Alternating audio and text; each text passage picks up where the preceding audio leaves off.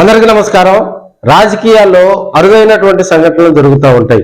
ఉమ్మడి ప్రకాశం జిల్లా వేదికగా కూడా గత 2 రోజుల నుంచి వివిధ ఫంక్షన్లో సీనియర్ లీడర్స్ ఒకరొకరు ఆప్యాయంగా పలకరించుకోవటం, మాట్లాడుకునే సంఘటనలు కూడా మనం దాన్ని ఫోటో రూపంలో క్యాప్చర్ చేయటం జరిగింది. ప్రజలకు కూడా వారి రాజకీయ జీవితాల గురించి కూడా వివరించడం జరిగింది. మనం చూసినట్లయితే మొన్నమూరులో జరిగినటువంటి ఒక ఫంక్షన్ లో పెద్ద ఆయన కర్ణం బలరామకృష్ణమూర్తి గారు, అదేవిధంగా మరి అద్దంకిలో 4 సార్లు ఎమ్మెల్యేగా గెలిచినటువంటి బాచిన చుంచుగరటి గారు, వారి ఇరువురు కలయిక కూడా చాలా మంది నాకు ఫోన్ చేసి పర్సనల్ గా కూడా మరి ఆల్ ద బెస్ట్ చెప్పినటువంటి పరిస్థితి.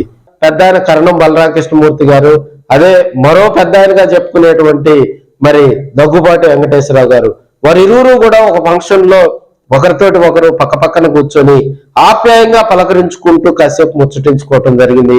వచ్చినటువంటి కార్యకర్తలతోటి వారు మాట్లాడినటువంటి విధానం కూడా అక్కడ ఉన్నటువంటి ఆ ఫంక్షన్ లో ఉన్నటువంటి ప్రజలందరూ కూడా రాజకీయాల్లో మరి వారి ఇరువురు కూడా లెజెండ్ లీడర్స్ అంటారు.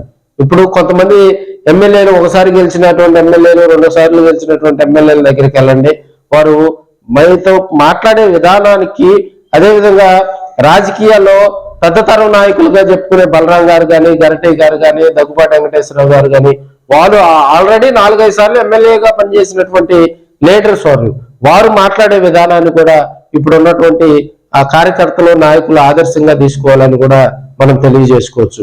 పర్చూరు నియోజకవర్గంలో 5 సార్లు ఎమ్మెల్యేగా పనిచేసినటువంటి మరి మహానాయకుడిగా కూడా దగ్గుబాటి వెంకటేశ్వరరావుకు ఒక చరిత్ర ఉంది. తెలుగుదేశం పార్టీ ఆవిర్భవించిన తర్వాత 83, 85, 89 3 సార్లుగా కూడా పర్చూరు నియోజకవర్గంలో దగ్గుబాటి వెంకటేశ్వరరావు గారు విజయ దుందుబి మోగించడం జరిగింది. మళ్ళీ 2004, 2009 కాంగ్రెస్ పార్టీ తరఫున దివంగత నేత రాజశేఖర రెడ్డి గారి వర్గంలో కూడా ఆయన ఎమ్మెల్యేగా పనిచేయడం జరిగింది దగ్గుబాటి వెంకటేశ్వరరావు గారు. 2019కి వచ్చేసరికి జగన్ టీంలోకి ఆయన రావటం జరిగింది. 2019లో జరిగిన పోరులో మరి స్వల్ప ఓటమితోటి ఏలూరు సాంబశివరావు మీద దగ్గుబాటి వెంకటేశ్వరరావు గారు కూడా ఓటమి చూడటం జరిగింది.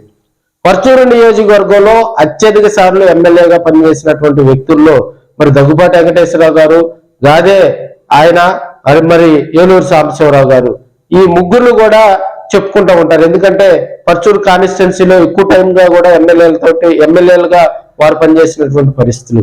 పెద్ద ఆయన కర్ణం బలరామకృష్ణమూర్తి గారు కూడా చీరాల్లో ఎమ్మెల్యేగా పనిచేయడం జరిగింది, మార్టూరు ఎమ్మెల్యేగా పనిచేయడం జరిగింది, అద్దంకిలో ఎమ్మెల్యేగా పనిచేయడం జరిగింది, ఒంగోలు ఎంపీగా పనిచేయడం జరిగింది.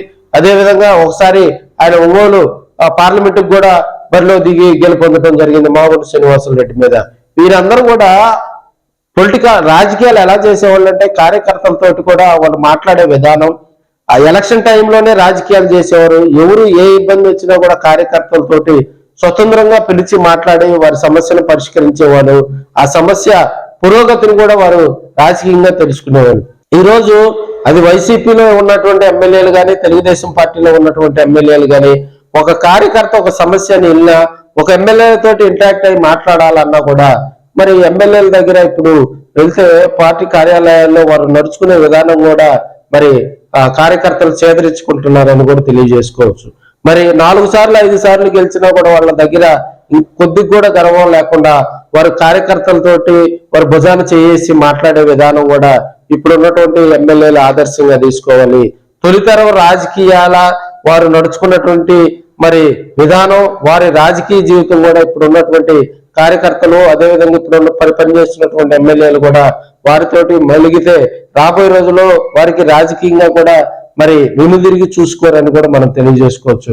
మనం బలరామకృష్ణమూర్తి గారు కానీ, మరి దగ్గుబాటి వెంకటేశ్వరరావు గాని, బాచిన చుంచుగరటి గారి గురించి మనం ప్రత్యేకంగా ఎందుకు చెప్పుకుంటున్నామంటే వారు రాజకీయంగా కూడా కార్యకర్తలతోటి, మహిళా కార్యకర్తలతోటి, ప్రభుత్వ ఉద్యోగులతోటి వారు నడుచుకునేటువంటి ఒక సామాన్య మనిషితోటి కూడా, సామాన్య ఓటర్ తోటి కూడా వారు నడుచుకునేటువంటి విధానం నేటి రాజకీయాలకు ఆదర్శం అని కూడా మనం చెప్పుకోవచ్చు. రాజకీయంగా స్టార్ దమ్ రావాలంటే ఆ రాజకీయ నాయకుడు నడుచుకునేటువంటి విధానాన్ని కూడా ప్రజలు ఆదర్శంగా తీసుకోవాలి. వారి శిష్యులుగా చెప్పుకునేటువంటి వారు కూడా ఇప్పుడు చాలా మంది ఉమ్మడి ప్రకాశం జిల్లాలో ఎమ్మెల్యేలుగా పనిచేయడం జరిగింది. నియోజకవర్గ ఇన్ఛార్జీలుగా కూడా బలరాం శిష్యులు ఉన్నారు, దగ్గుబాటి వెంకటేశ్వరరావు గారి శిష్యులు ఉన్నారు, గరటి గారి శిష్యులు ఉన్నారు. సో రాజకీయంగా కూడా సక్సెస్ రావాలంటే వారి బాటలో నడవాలి, వారి రాజకీయం ఆదర్శంగా తీసుకొని ముందుకు సాగాలని కూడా మీ ఆర్కే కోరుకుంటా ఉన్నాను.